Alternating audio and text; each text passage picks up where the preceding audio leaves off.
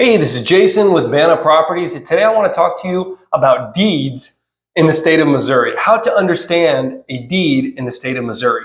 So in Missouri, a deed is a legal document that transfers ownership of real property. So to understand this simply, the only thing that is considered real property is land. And when you buy or sell property through a deed, you also buy or sell anything that's built on the land. So when you buy a house or a commercial building or a farm, it's all the same deed process because you are buying the land and anything that's built on it, which are called appurtenants in deed language. A deed must be signed and acknowledged by the person transferring the property. They're called a grantor, and it needs to be done in front of a notary public. So oddly enough, the buyer of the property does not need to sign the deed, only the seller of the property. And this must be done in front of a notary public that's certified in the state of Missouri. The deed must then be recorded with the county recorder of deeds, or the county clerk's office, as some are called, where it becomes a matter of public record. So you or I could look up the deed for any property, any parcel in the state of Missouri by going to the county recorder's office or at the courthouse, usually in most cases, or even many of them have records online, and we can see who owns a particular piece of property based on who's named on the deed. The recorded deed serves as evidence of the transfer of ownership, and it gives notice to the world that there's been a change in ownership. So it is public record, and everyone will know that the property has been sold then. In Missouri, there are different types of deeds, three in particular: a warranty deed, a special warranty deed, and a quitclaim deed.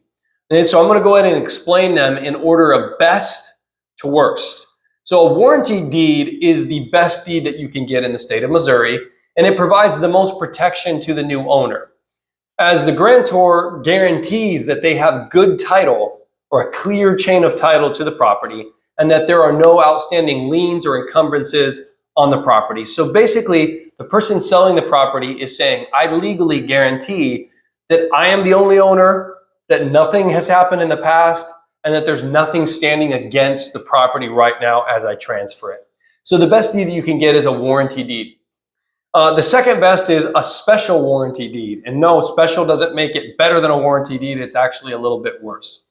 So a special warranty deed only guarantees that the grantor, or the seller of the property, has good title to the property at the time of the transfer, but not that there are no liens or encumbrances. So what it actually means is, I only guarantee that right now, while I've owned the property, that nothing has happened against the property. I haven't put any liens against it. I haven't charged up any back taxes against it. I haven't done anything to create a claim during my time of ownership. Now, if I've owned the property for 50 years, that would be a very solid deed, but it warranties it during the time period that they own the property.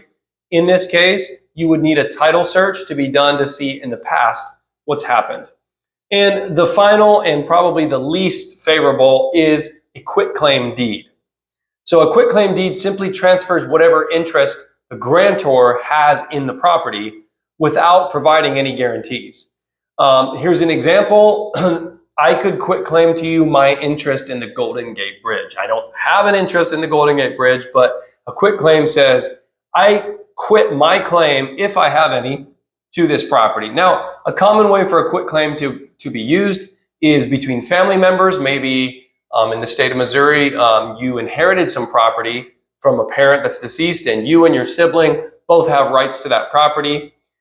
Maybe you come to an agreement and your sibling could quitclaim their rights to you. That would be the proper use of a quitclaim.